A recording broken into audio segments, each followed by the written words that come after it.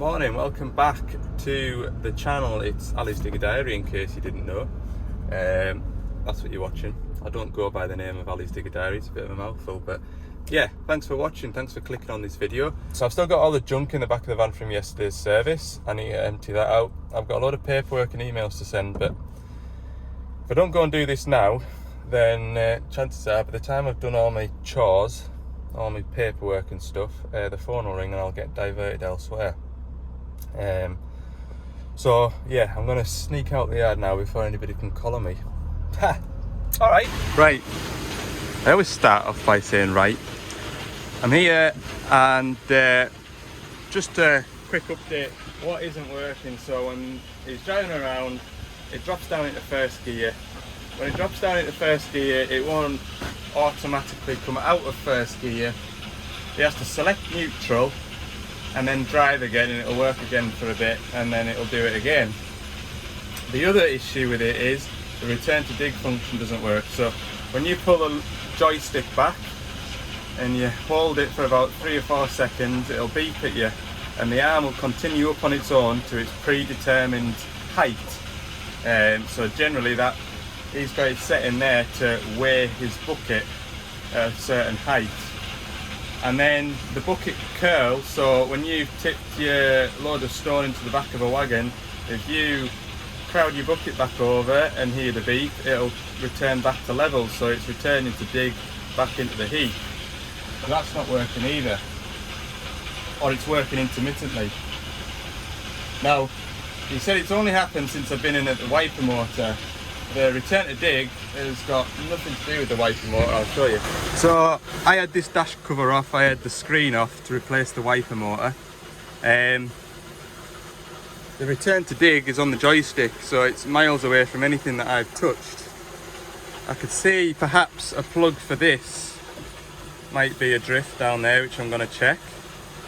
But as for the return to dig, I think that's a separate problem. Now, all the electrics of this machine go out through a multi-plug down there. So it is quite possible that there is moisture in that plug, which I have seen once before. It was on this shovel's brother, which is down South Cumber. It's only 2 serial numbers apart, and that machine was telling the driver that the transmission was overheating every now and again. So yeah, I'm going to have a look at that plug. There's also this plug there. When I did come for a quick look at the machine last week, I did have that plug apart and it was immaculate, so fault isn't in there for the return to dig. But it may be that the fault is in this wiring behind this cover here. And since I fitted that wiper motor, it's done nothing but rain, so it may be that the weather's getting in there. That's what I'm thinking. We've got his cover off. It's got a little bird's nest look. But first glances, it does look fairly dry there, doesn't it? So I'm not too confident I'll see anything damp and corroded. Another thing that it might be, this machine's due a 6,000 hour service.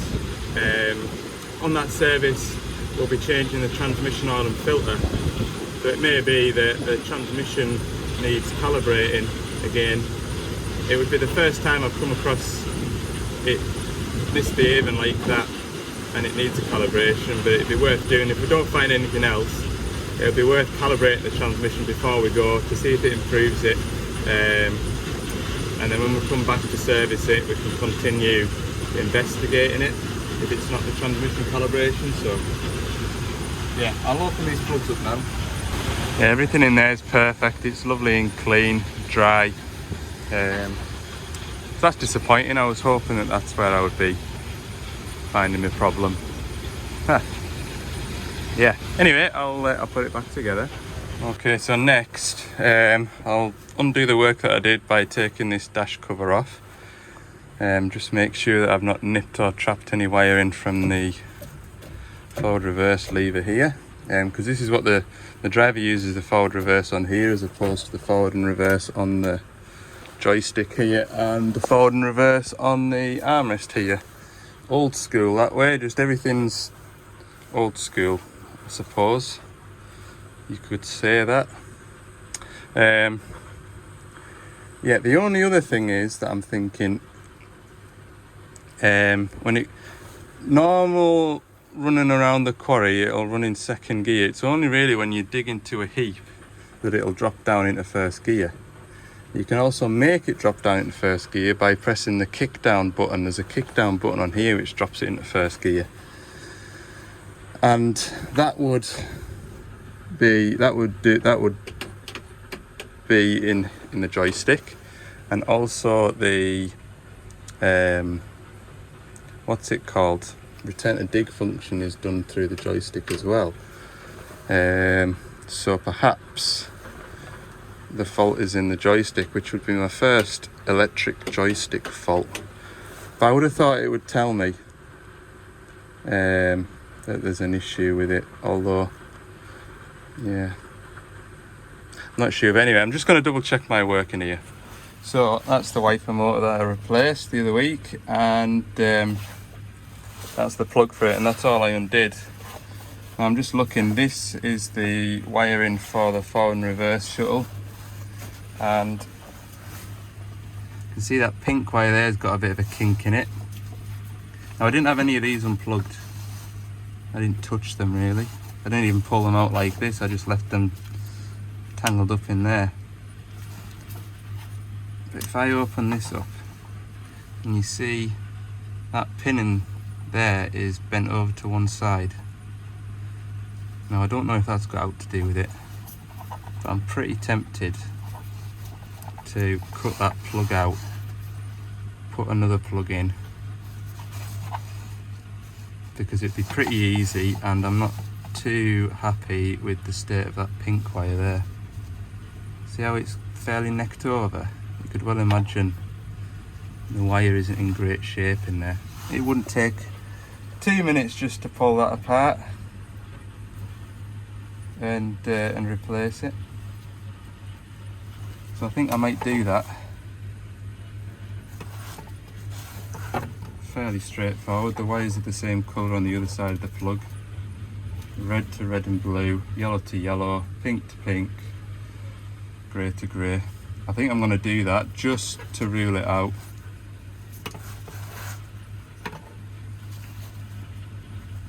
Yeah, that's the only discrepancy I have found so far.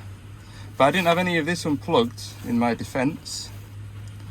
But anyway, I would honestly tell you, if I had that unplugged, I would have told you. I mean, I think it was in the video, I just went straight to that plug and unplugged it. Anyway, I don't mind. Blame me if they want. Yeah, there we go. Unfortunately, I've only got 2-pin plugs.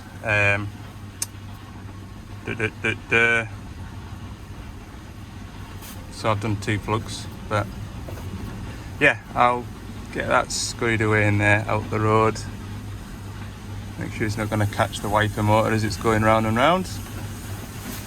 I've got the cab all back together. I'm just going to have a look at these angle sensors here. So this is the angle sensor for the machine to know how high the boom is, and then behind that cover down there is the bucket curl angle sensor. I know it's really windy, I'm sorry. I'm just going to ratchet it all out and check the plugs. I'm just checking the plug in here, but it looks okay. It's all dry, because it is just sat down in here, look, like that. So we'll just, see that's had a bit of a crunch there, look. Might just open that up, can you see? That's been crunched. The sand will have built up in here, and as the arm's gone up and down, it'll have squashed this. So I'm just going to open this section up, just check it. Yeah, the wires look alright in there, so we'll put them back. Right, we've got a stone in here. It's fairly lodged in, so that won't help. And it's also causing that arm to splay out the way, so that's kind of splaying out a bit. So we'll get that dug out, give it a good clean up. Tell you what, this airline is brilliant. All this was just built up with sand and gravel, all of this area here. What a good job. I'll tell you what, I don't know why I haven't spent so long without a compressor. Right, this is the angle sensor for the bucket position and a bit of muck in here, so we'll check the plug.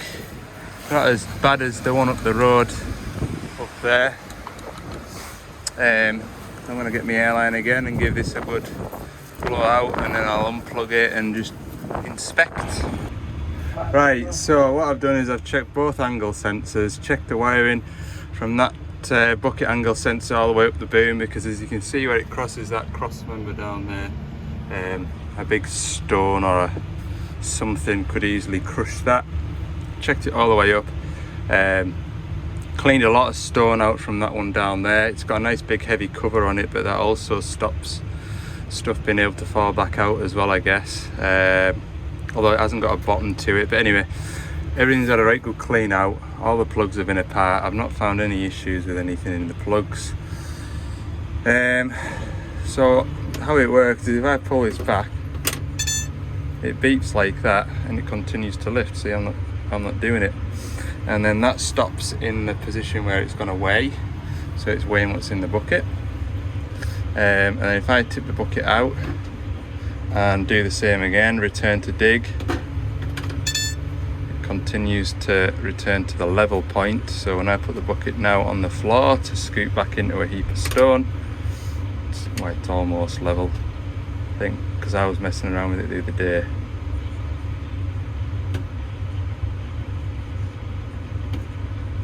That's level there. So to set that level now, all I need to do is press and hold this so it beeps, and that's remembered its position now. So if I was to go and scoop into something, it'll be scooping it level off the floor.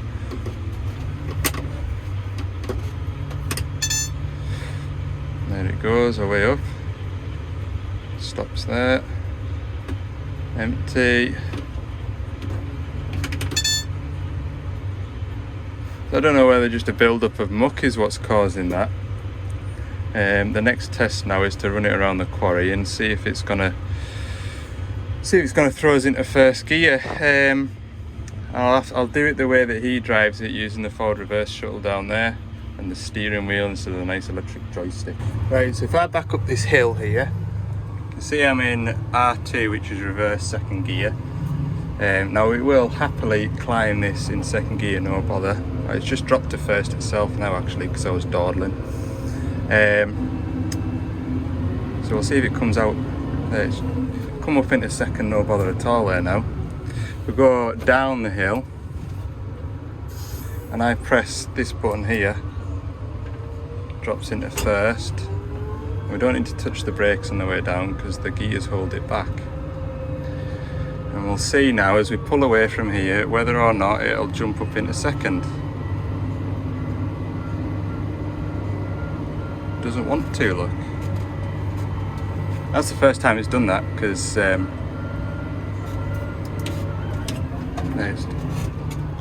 doing it now. Press that button again. Pretty sure that's supposed to do that though.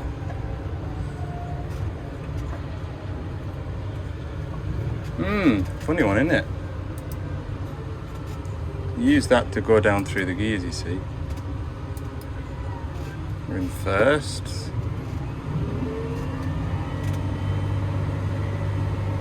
Click the button, jumps back up in a second, and away it goes.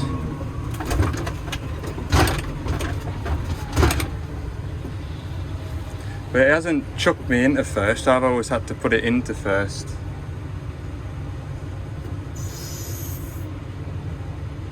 If I come to a stop, it still stays in F2.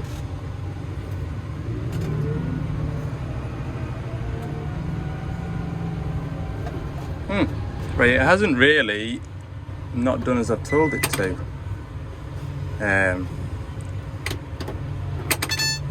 That's all working. I think that's what it's been, just a build-up of muck in there.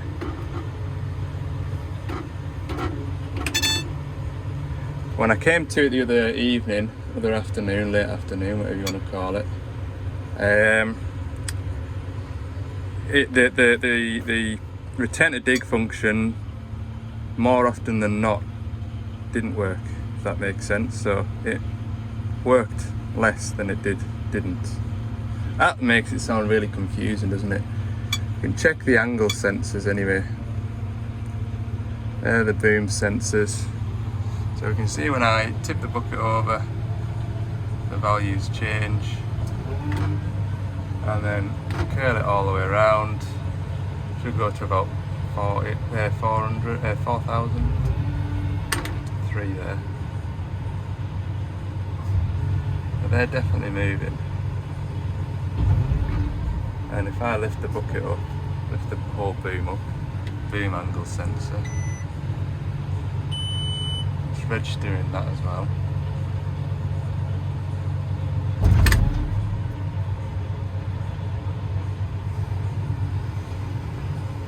So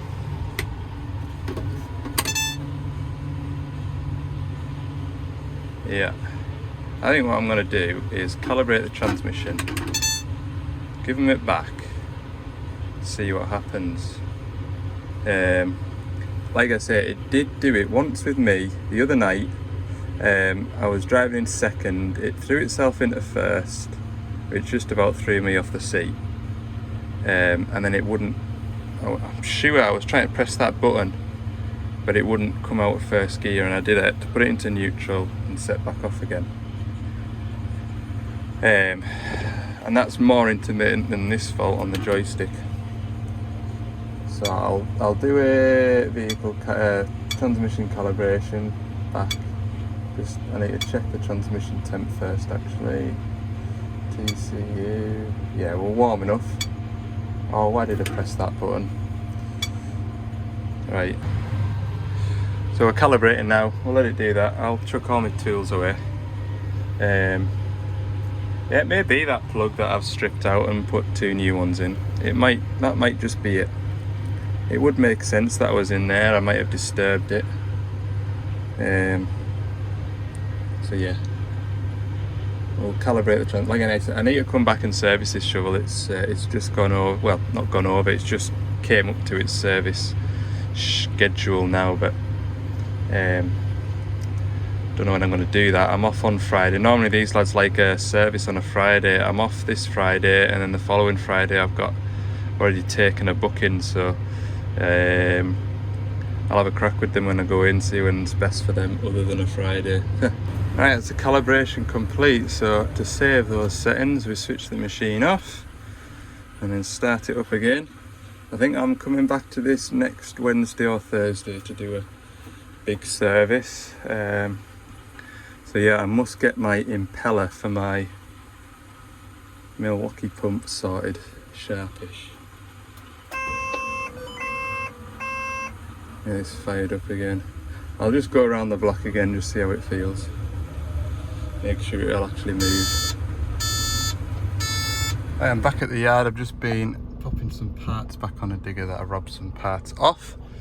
It's 11:45. I'm gonna do all my paperwork and emails now, and then I've got a couple of jobs to go and do that you'll not see today.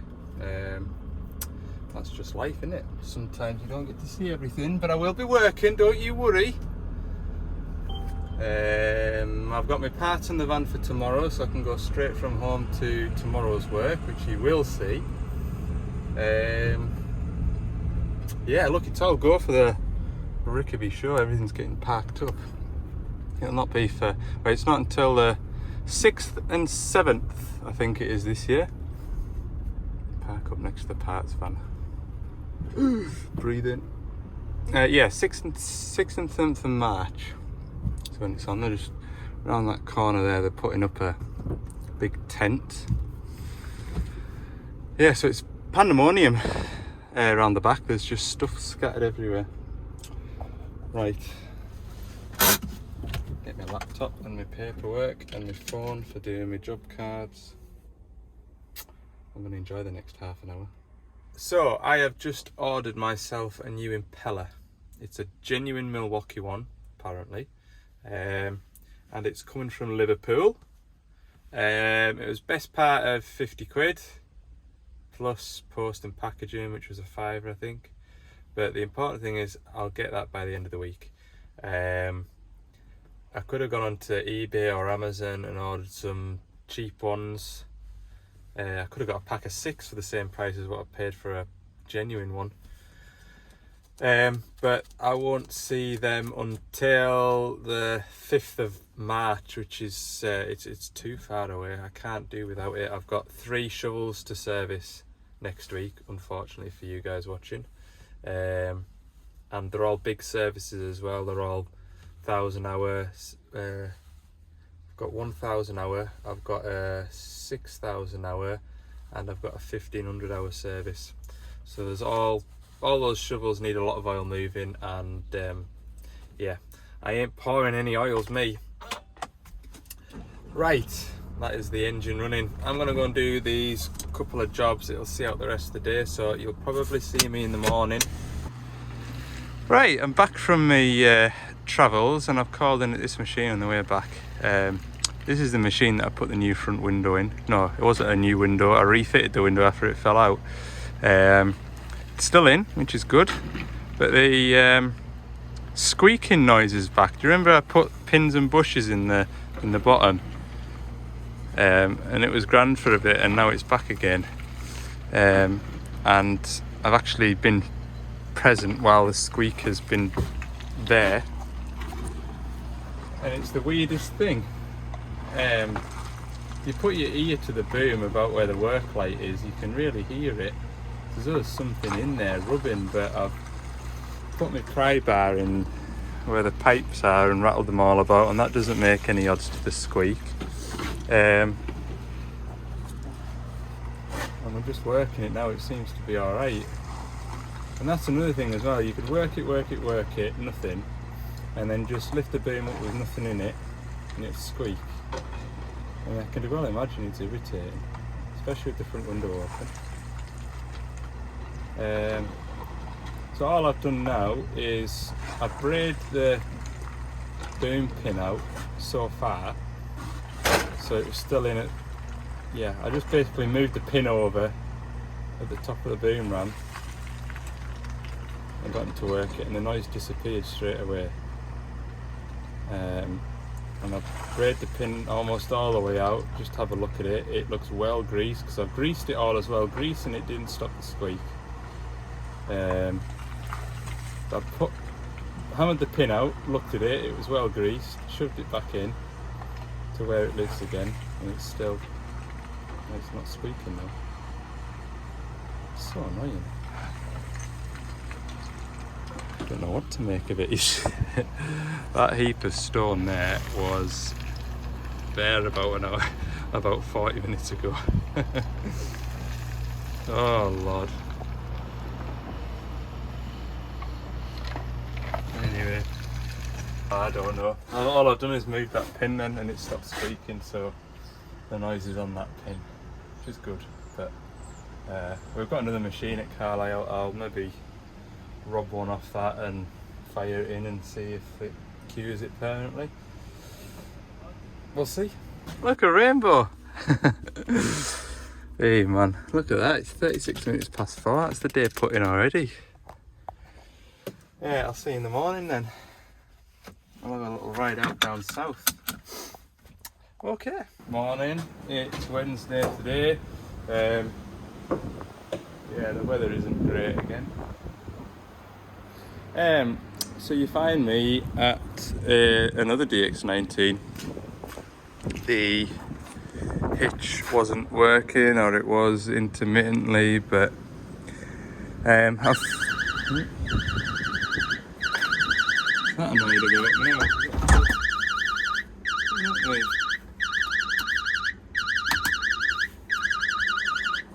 I don't really know what that means.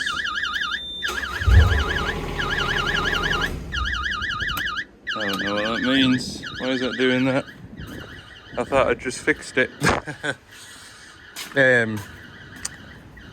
Yeah, you haven't seen much of the progress on this machine because I'll tell you for why. The fella whose spot I'm at used to be in plant hire, and he's got a load of old machines as old as me up the yard that he was showing us around, bless him. I've been chatting away to him while I've been working on this. Basically all I found though, check the pressure switch down there. You can see, so how it works basically, you flick the button in the cab. That control box around that far side gives this pressure switch a power.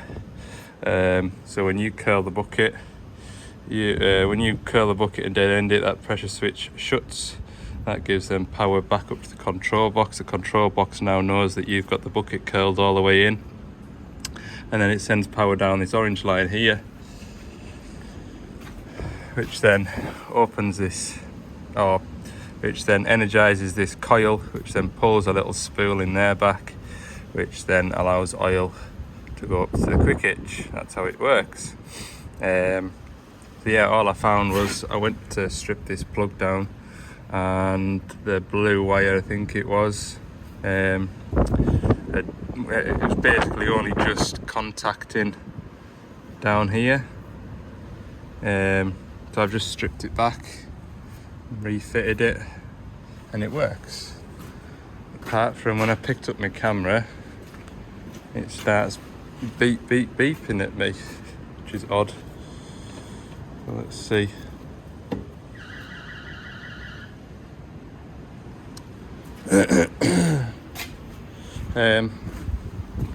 Yeah, rather strange.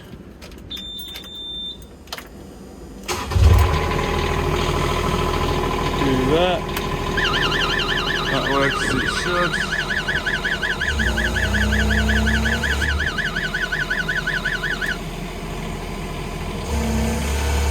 Oh look.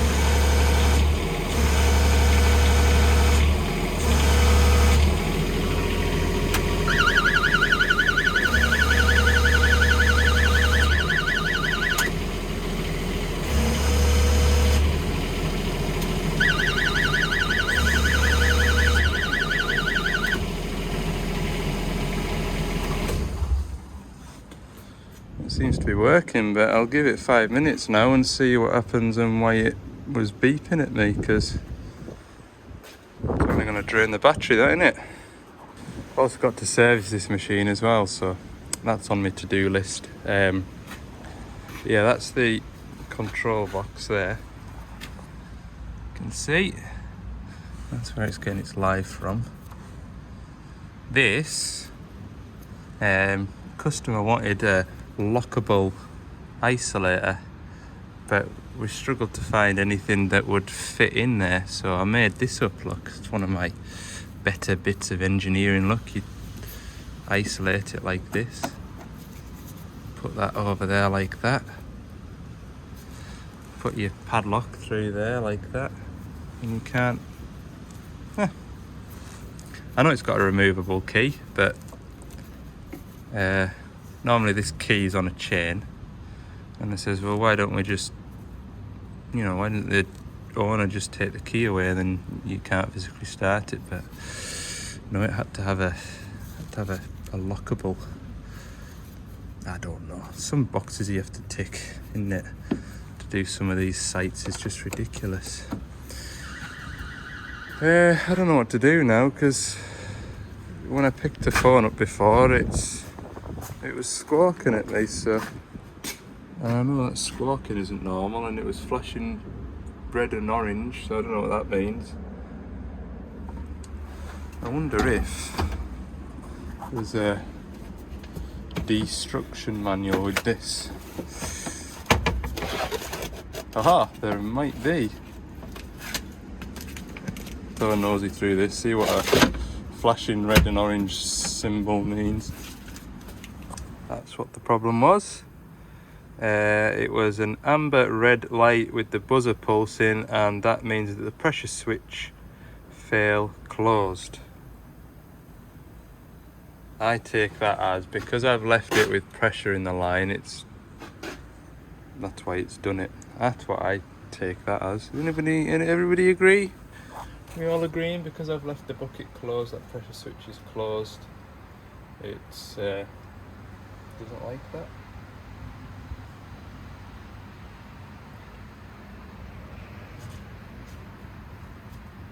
It's not doing it now. Love an intermittent fault, don't we? Right, well, I've been looking for a new hose to go on here because it's leaking. I was going to replace that because I'm a nice person. Beeping again. And I purposefully left pressure on that pressure switch. So if I...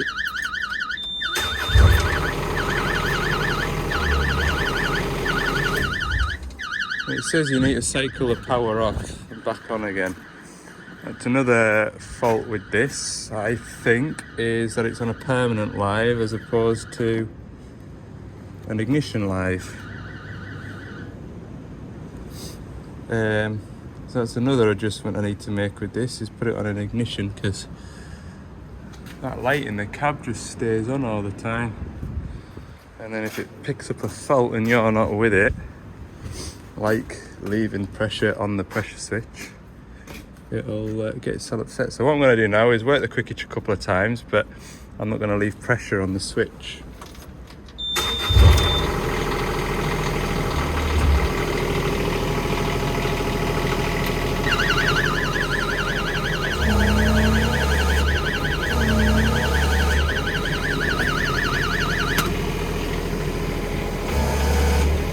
Right, and then we're going to curl the bucket out so there's no pressure on the switch. Right, I'm going to go and pretend to look for another pipe again. That's not the right pipe. It's 8th hose, but it's got 1/4 BSP fittings on. Yeah, where was I looking in here, wasn't it? Don't know if I've got... I carry the 8th. I carry 8th BSP pipes because I've got a banjo end on. And the mini diggers, they quite often go 8th BSP as well. They're ORFS. Don't carry much in the way of pipes because there's all sorts of different sizes and lengths. What else I can do is ratch out some, I definitely will have 1/4 8th BSP adapters, which then means I can fit that pipe, one of these pipes, and it's got to be that one because the rest have all got banjo ends on one end for the quick hitch.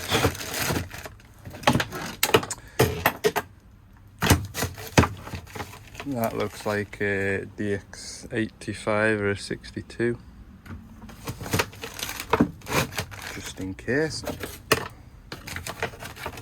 Anyway, right, I'm not hearing any beeping at the minute, which is good. 8 DSP adapters. This is my quick hitch. Oh, remember that day, do you? I've kept that as a trophy, look. What a job I had getting that out, although it didn't have to be a job, if you know what I mean.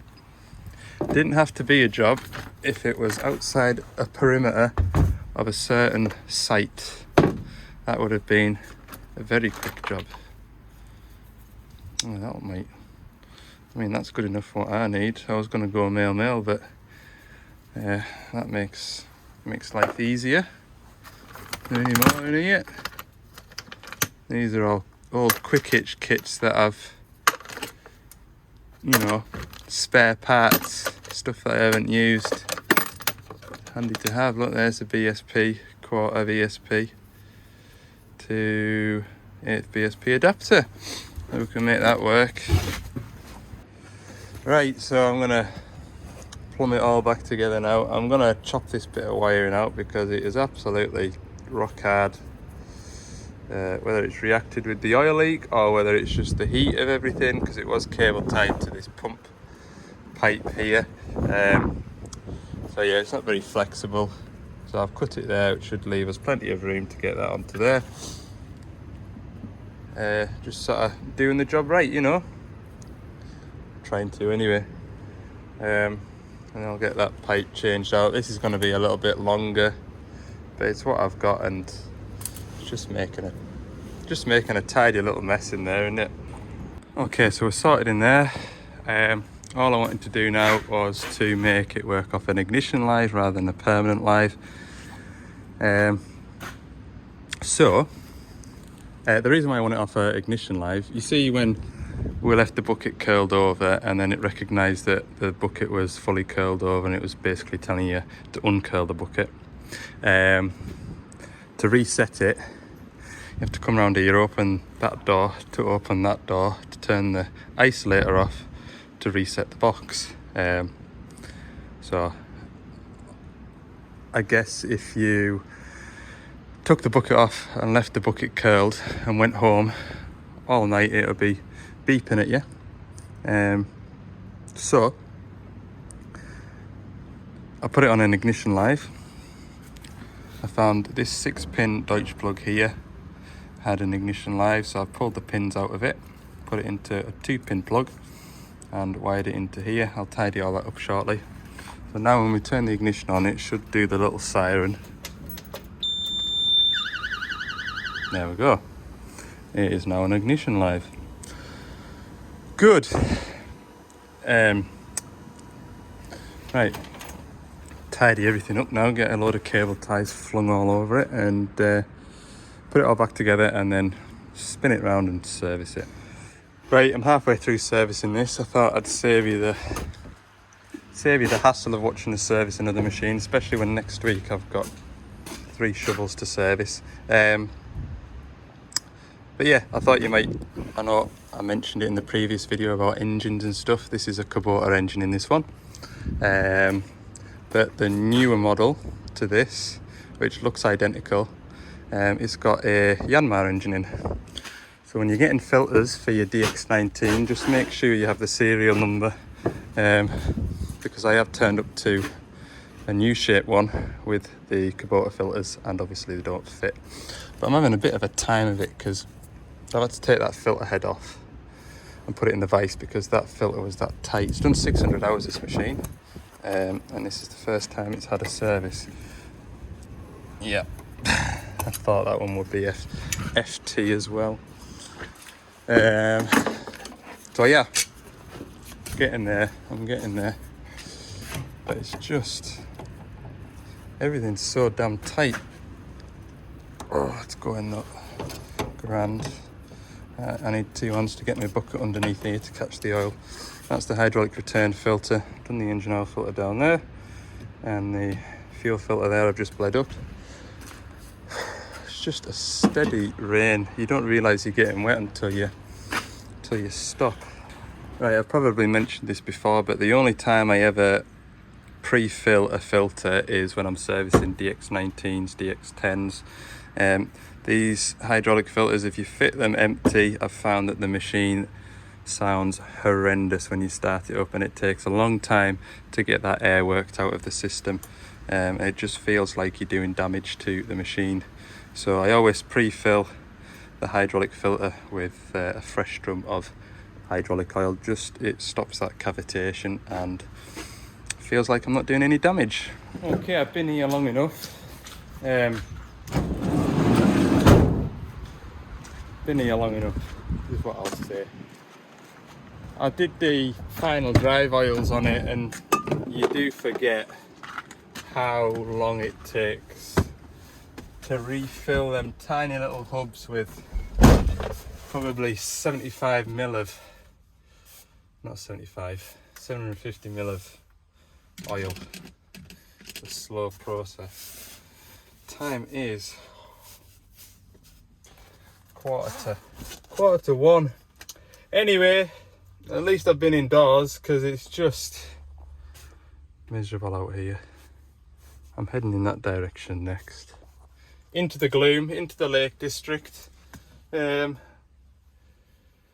and do that dump truck, do that NOx sensor in that dump truck. I'm hoping that it'll be as straightforward as that. Oh, I need petrol now. Diesel. I need diesel. Good. Right, I better get on. just thought I'd stop and show you the view. So looking through there, you can see all the way down to the coast. And I'm about to climb this hill, and I think I'll be up in the clouds shortly. But it's nice to see a bit of brighter skies over there. Hopefully they're coming. Hopefully the brighter skies are heading towards us.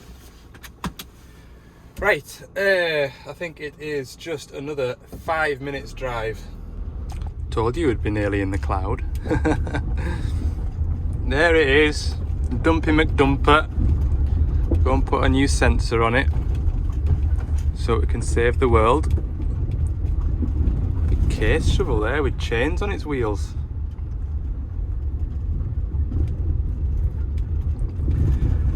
Hey man, I tell you what, all quarries are the same. For a place that is full of stone and different shapes and sizes of stone to fill ideal shapes of stone to fill massive potholes and craters, they don't like to use it on their own roads. That is a rough road, I'm telling you now. A couple of shovel buckets and you'd have the spot sorted out. Like, there's some water about, look. Look at it just running. Anyway, let's go and park up next to the dump. I'm going to be in this fella's way for loading this big fancy stone, look.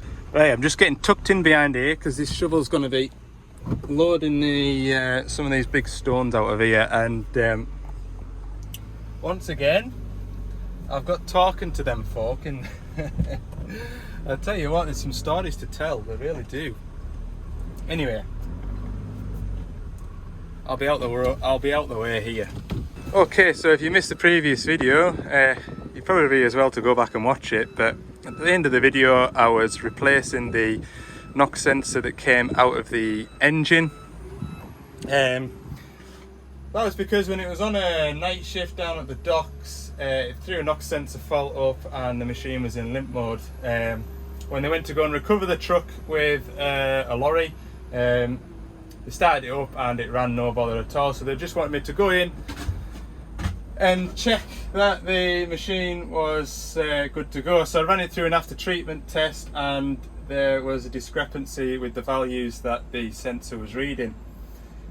So I've carried the new sensor on the van because I came with it thinking that I was going to need to replace it anyway. I replaced it, ran another test, and it decided then that the outlet sensor had failed or wasn't picking up any emissions. So we're back today to replace it. It is a Scania engine in this, and in this Scania box that I've jammed into there, that should be our new knock sensor. So the one we replaced the other day was down in here. In fact, I'll show you. So this is the sensor that we replaced the other evening, and basically what had happened, that cavity down there had filled up with mud and rotted out the base for the sensor. So when we looked at the plug and the pins, everything was nice and clean, but we had a can error, and yeah, the moisture's got into the base, this bit here. So we replaced that, ran an after treatment test, and the test came back that this sensor in the exhaust pipe was also not picking up what it should be. So it looks like the same sensor, it's a different part number. It's mounted up there, it comes down to the box here, which we'll just unplug and replace it, run the test, everything should be okay. And I've just noticed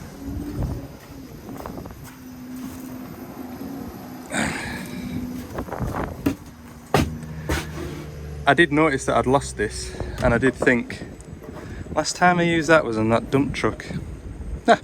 10 mil as well, bonus. Right, we'll just peel this plug back gently. Hopefully, anyway, with a bit of wiggling, it'll come off. Come on, plug. There we go. Everything's nice and clean in there. I did check this the other evening when I was here. So we need a 10mm, which where have I put me newly found socket? There we go. Undo that one. But you can't get on it for that P-clip, look at that. Blooming P-clips. Oh, it's tight enough as well. I feel like that's gonna snap. I feel like that wants to snap. Is it gonna? That's away. Grand. Right, I'll get this box off and we'll have a look at it together. Right, there we go. New knock sensor, old knock sensor. Everything looks clean in there. Anyway, I'll go and mount this on. Need a bit of a fiddle this, because see these P-clips? See how they're like spring loaded like that? Well, the bolts that you get to fit them, which I dropped on the floor, this one here, tiny. So you have to like squeeze the P-clip at the same time as trying to get it through that thing there. So you've got very little threads to get a start. And it's in a bit of an awkward bit like, yeah. Hey, man. And then I've got this one here which holds this plug for God knows what. What's that plug doing? Goes up onto there. Is it for a light or something? I can't see. It goes up onto there somewhere. Look at the size of that transmission, by the way. That's a ZF transmission. Aye, and I did tell you before, didn't I? 5-cylinder Scania engine. Right, let's get this sensor installed. And that was, I'm not joking here, very fiddly. A very fiddly job for a big machine, you know? It didn't have to be right there, did it? If it was there, it would have just been wha-bam, it's on. But right up in there, you can hardly get your ratchet. Anyway, it's on now, and I'm ready to go and sit in the cab. Yeah, so you know I was showing you on that far side where the sensor was and why it had corroded away. It was like that, just a build-up of muck, unfortunately. So yeah, I'm plugging on now to the ECU, run this wire into the cab, and we'll see whether or not my computer says I can go home or not. Right, I've been trying to warm the machine up myself with me just revving it, and it's taking forever. I mean, I've got up to 38 degrees, but it needs to go up to 65 degrees, and it's just taking forever. And I think it goes quicker if I do it through the test, because it'll use the exhaust brake to do that. So I'm just going to go into it and why are you revving up? Oh, because I leant on the steering wheel. After treatment test for the SCR, click next. We just want to do the checking of the knock sensors. Click next. The machine should rev up on its own. No. Yeah, you can hear the exhaust brakes kicking in. And also, the temperature's already gone up a little bit quicker than what I was doing it.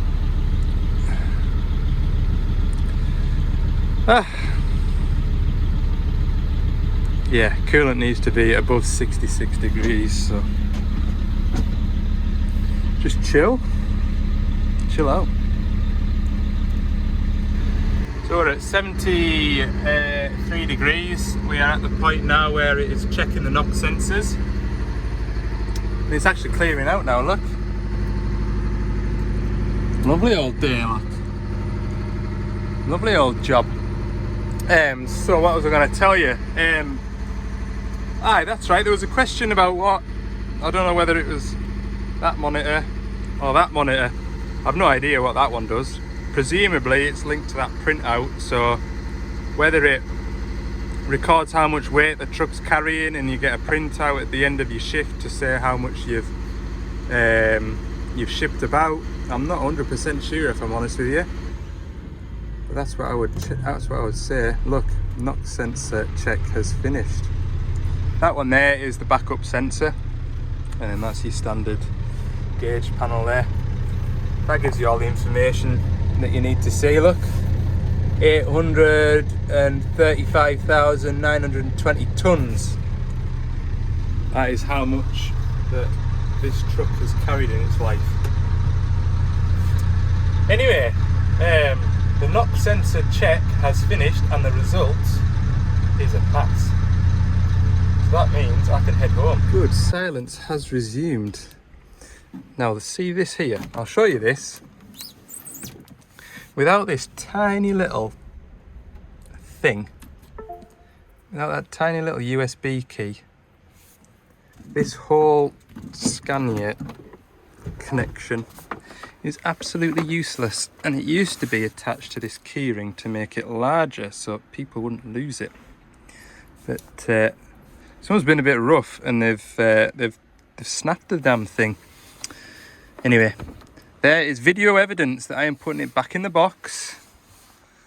So if it's lost between here and the next job, it wasn't me. Right, I'm heading out. What I have noticed, I think, see that mountain? Do we call them, now there's a question for you, do we call them mountains? Because when you think of mountains, you think of the Alps. I think it's a hill. But anyway, that is Scafell Pike, that mountain / hill. And that is the highest peak in England. And there's the Three Peaks Challenge. That's part of the Three Peaks Challenge. You've got Mount Snowdon, Scafell Pike, and Ben Nevis in Scotland. And the idea is you have to get to the top of all three within 24 hours. There you go, Three Peaks Challenge. Yeah, we'll have a nice drive back. Look, the sun has came through. It's 4 o'clock now. Be an hour and a half to get home from here. Hour and 40 minutes I think it was the other night. But it'll be a lovely drive. I'll show you bits and pieces as I go, I think, because I don't often get sort of, even in my own time, I don't often get this sort of southwest lakes. I don't really get down this way. We normally go, generally as a rule of thumb, we go to the North Lakes, Keswick. Where else do we go? Go down as far as Grasmere, and then after Grasmere it just becomes very touristy, or more touristy should I say. If you ever want to visit the lakes, West Lakes, North Lakes is what I would recommend. If you don't want the kind of tourists all over the place, it's a lot quieter, and you get a nice quiet taste of the lakes. But it's nice around here, don't get me wrong.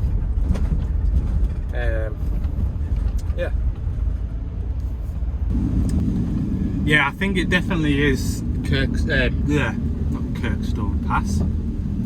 Scafell Pike. Not that one there, that's just a one next to it. That's just a nondescript hill. It's nice down here, look.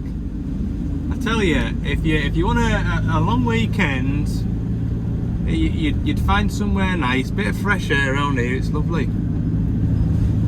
I'd definitely recommend it. Definitely. Hey man, there's some water about though. Hell, there's some water about. You won't be able to see it, but there's a waterfall up in the top right, top left, sorry. Huge. It's really coming down there. Here, there's nobody behind us. I'll stop here, look. Look at that. Amazing.